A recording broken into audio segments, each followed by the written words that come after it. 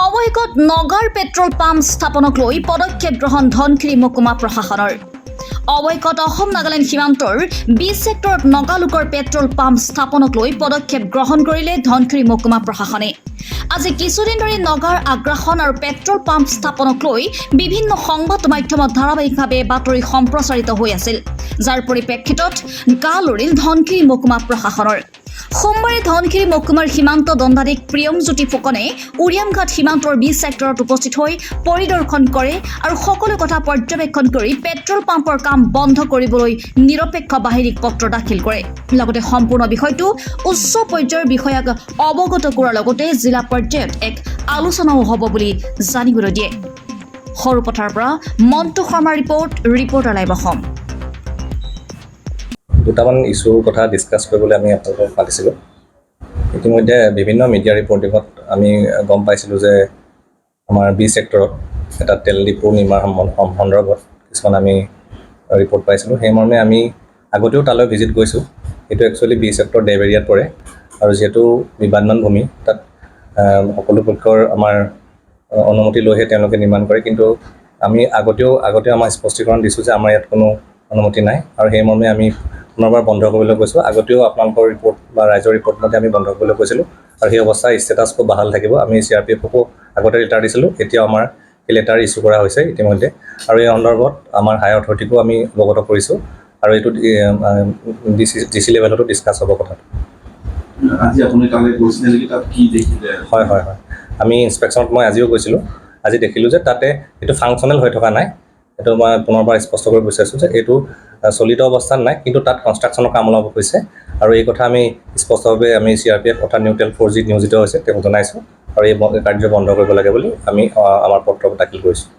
আপোনালোকে তেওঁলোকক জাননী দিছিলে বন্ধ ৰাখিবৰ কাৰণে। ইয়াৰ পিছতো দেখা গৈছে যে তেওঁলোকে লোকাৰ্পে নিৰ্মাণ কাৰ্য চলাইছে। হয়, এই সন্দৰ্ভত মই ক'ব পাৰোঁ যে আমাৰ স্থিতি আমি বাহাল ৰাখিছোঁ। আমি আগতেও তেওঁলোকক যেতিয়া আমি কমপ্লেইন পাইছোঁ তেওঁলোকক গৈছোঁ আৰু তাৰ লগত মই ইয়াৰ পূৰ্বে মহকুমাধিপতি মহোদয়ৰ লগতো জেগাডোখৰ ভিজিট কৰিছোঁ আৰু আমি স্পষ্টভাৱে কৈছোঁ যিটো ষ্টেটাছ কো আমি মেইনটেইন কৰিব লাগে সেয়া মেইনটেইন হ'ব লাগিব। ইয়াত CRPFৰ ভূমিকা কেনেধৰণৰ দেখা পাইছে? তেওঁলোকে কিবা অলপ নগাৰ প্ৰতি কিবা নৰম ভূমিকা লৈছে নেকি?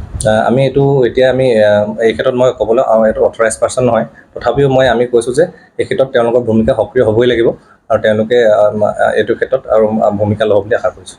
মানে আজি যেতিয়া আপুনি তালৈ গৈছিলে, হয়, CRPFৰ ৰেংমা পানীৰ হয় ওচৰৰ পৰে। তেওঁলোকৰ অফিচাৰে আপোনালোকক কি কৈছিলে বা আচলতে গোটেই প্ৰক্ৰিয়াটো আচলতে তেওঁলোকে ধৰক নাগালেণ্ডৰ লগতো মনিটৰিং কৰিব লাগে, আপোনালোকৰ লগতো মনিটৰিং কৰিব লাগে।